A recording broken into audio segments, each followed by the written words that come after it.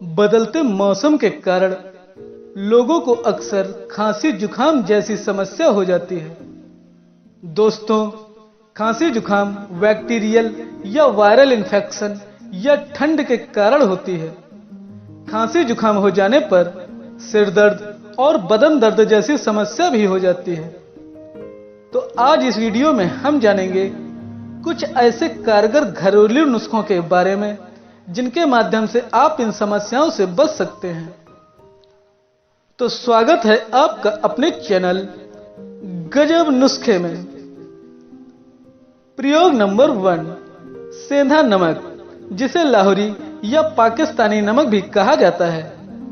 1 से 2 ग्राम सेंधा नमक को तवे पर गर्म करके पानी में घोलकर पीने से खांसी जुकाम में तुरंत आराम मिलता है।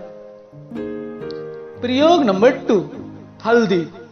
2 ग्राम हल्दी और थोड़ी सी चीनी को पानी में घोलकर गर्म करके पीने से खांसी जुकाम ठीक होने के साथ साथ फेफड़ों में जमा हुआ कफ भी निकल जाता है।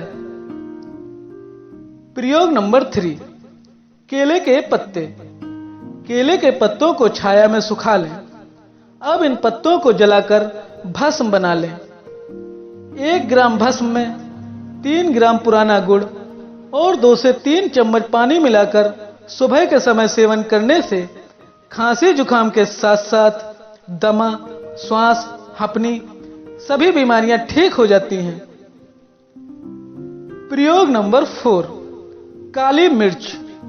3 से 4 ग्राम काली मिर्च के दानों को एक बतासे के साथ चबाकर टॉफी की तरह चूसने से खांसी तुरंत बंद हो जाती है। प्रयोग नंबर 5, अदरक, तुलसी की पत्ती और काली मिर्च। इन तीनों को मिलाकर काढ़ा बनाकर पीने से बैक्टीरियल इन्फेक्शन खत्म हो जाता है, जिससे खांसी जुकाम भी ठीक हो जाता है। इसके अलावा अदरक के रस में तुलसी और शहद मिलाकर सेवन करने से भी फेफड़ों से संबंधित रोग ठीक हो जाते हैं।